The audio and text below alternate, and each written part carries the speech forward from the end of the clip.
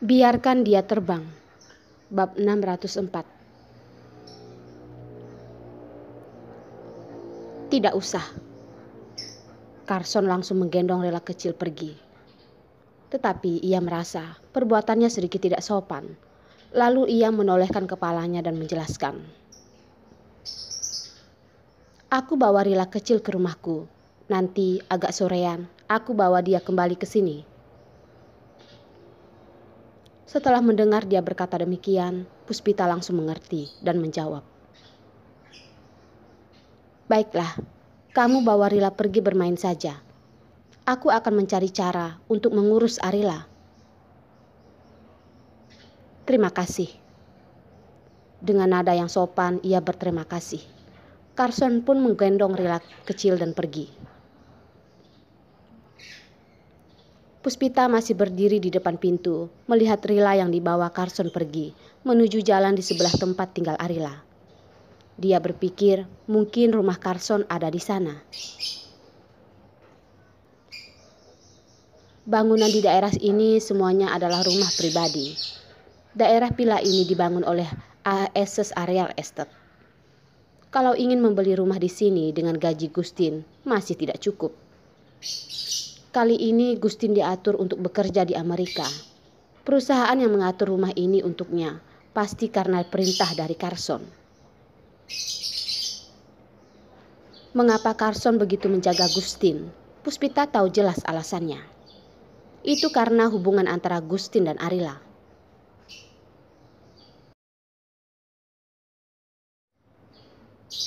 Kali ini Arila datang ke New York. Carson menyuruh orang untuk mengatur mereka berdua tinggal di sini.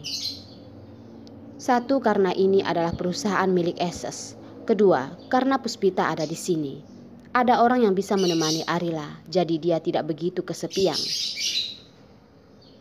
Semua hal ini sudah terpikirkan oleh Carson dan ia menyuruh orang untuk mengurusnya sedemikian rupa. Puspita yang melihat pun sudah tahu semua ini. Tetapi Arila yang mengalaminya masih tidak tahu akan hal ini. Berpikir tentang ini, Puspita sangat khawatir. Mungkin Carson sama sekali tidak tahu. Sebenarnya Arila adalah wanita yang mandiri. Dia mau berusaha dengan tenaganya sendiri untuk mendapatkan kesuksesan di pekerjaannya. Mendapatkan pengakuan dari semua orang. Arila yang seperti itu baru memiliki hak untuk berdiri di samping Carson. Menjadi istri yang membantunya, bukan membuatnya tambah repot. Karena Arila terlalu memperdulikannya, sampai ia berpikir apakah dirinya sendiri pantas untuk mendampingi Carson. Apakah ia memiliki hak untuk berdiri di samping Carson? Puspita baru teringat pagi ini Arila pergi melamar kerja. Jangan-jangan ini semua sudah diatur oleh Carson. Carson selalu membantu Arila untuk mengatur segalanya. Mungkin dia tidak tahu. Dia berbuat begitu malah tambah memberikan beban pada Arila. Mendorong Arila semakin jauh. Setelah berpikir, Puspita bertekad untuk membicarakannya dengan Carson. Walaupun ini adalah masalah antara mereka berdua, dia tidak seharusnya banyak mengatur urusan mereka. Tetapi demi masa depan Arila, kalau bukan dia yang bilang, lalu siapa lagi? Arila adalah tipikal orang yang memendam semua masalahnya sendiri. Mungkin Carson juga tidak mengerti. Jadi walaupun ia sedikit menyebalkan karena banyak mengurus urusan orang lain, tetapi Puspita merasa ia masih harus tetap membicarakannya dengan Carson.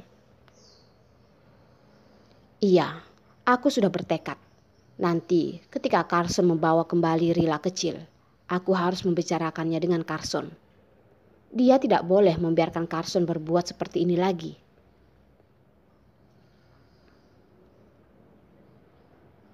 Rila kecil merasa nyaman sekali berada di dalam pelukan Carson. Hatinya berbunga-bunga. Ayah sudah datang. Rila senang sekali. Carson dengan lembut menepuk-nepuk pundak Rila kecil. Rila kasih tahu ayah. Apakah Rila bahagia sekali? Rila kecil mengangkat kepalanya, memeluk Carson, meninggalkan sebuah cap yang hanya ada satu-satunya di dunia ini. Rila sebahagia ini, ayah harus terus menemani di samping Rila. Rila pasti lebih senang lagi. Ayah berjanji tidak akan meninggalkan Rila lagi, kata Carson memeluk Rila kecil dan berkata dengan lembut.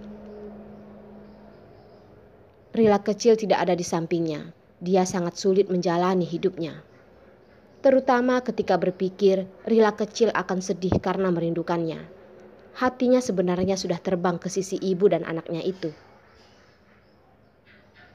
Ayah memang paling baik.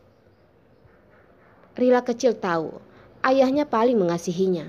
Tidak mungkin meninggalkan dan tidak memperdulikannya lagi.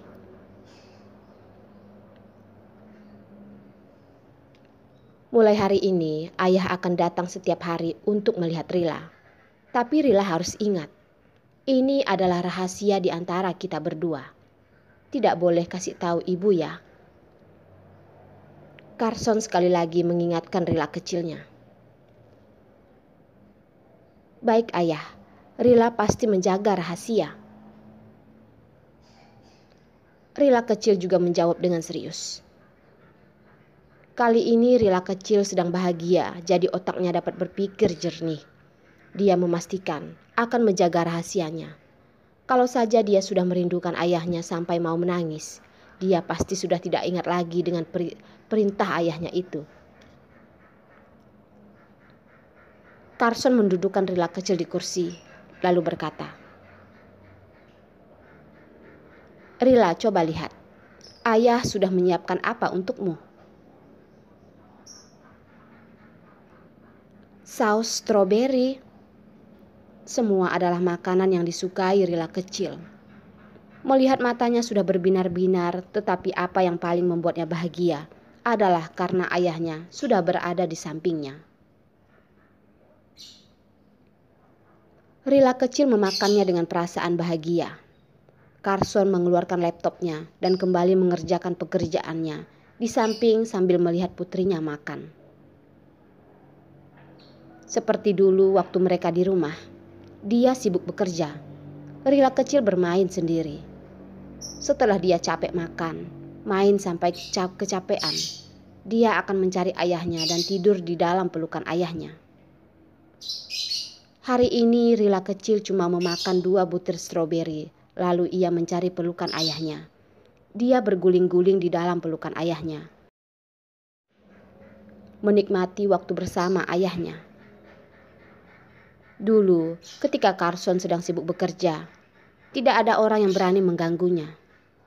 Tetapi sejak sudah ada Rila kecil, sambil membawa anaknya sambil bekerja, sudah menjadi kebiasaan Carson.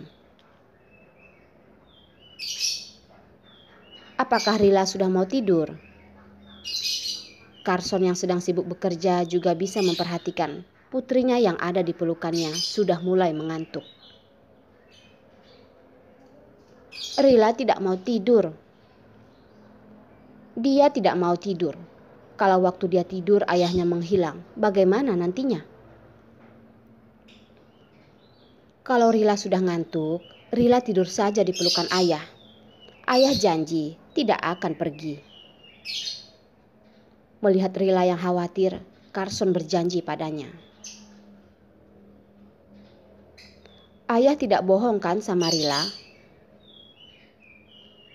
Apakah ayah pernah bohong sama Rila? Kata Carson. Rila kecil menggelengkan kepalanya. Dengan perasaan tenang dia tertidur di dalam pelukan ayahnya. Karena ia tahu ayahnya ada di sampingnya. Saat dia bangun nanti, ia pasti bisa melihat ayahnya. Dengan lembut Carson menepuk-nepuk pundak Rila kecil dan menidurkannya. Sambil mengambil sebuah selimut untuk menutupi badan Rila kecil. Dia selalu menidurkan Rila kecil di dalam pelukannya. Walaupun dia sedang sibuk bekerja, Dia juga tidak pernah meletakkan Rila di dalam selimut karena ia sudah berjanji dengan Rila mau memeluknya saat tidur. Jadi ketika ia terbangun dari tidurnya, dia masih berada di dalam pelukan ayahnya yang hangat. Ketika ia membuka matanya, dia langsung bisa melihat ayahnya itu. "Ayah, Rila sudah bangun ya? Kalau begitu ayah antar kamu ke rumah Tante Puspita dulu." Rila tidak mau. Berpikir akan meninggalkan ayahnya, Rila kecil mulai mau menangis lagi.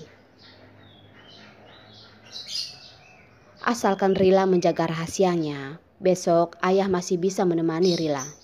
Rila bukannya harus senang, bukan?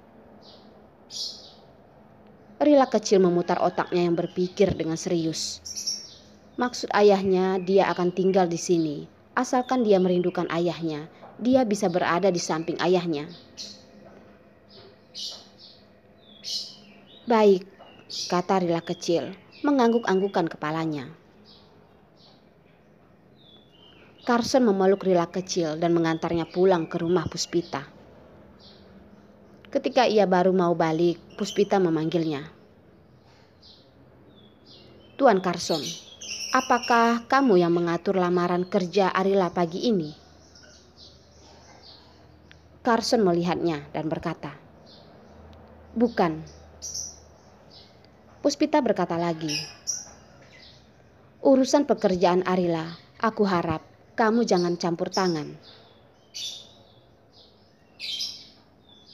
Carson berkata, "Pekerjaannya, aku tidak pernah campur tangan. Semuanya adalah hasil kerja kerasnya sendiri."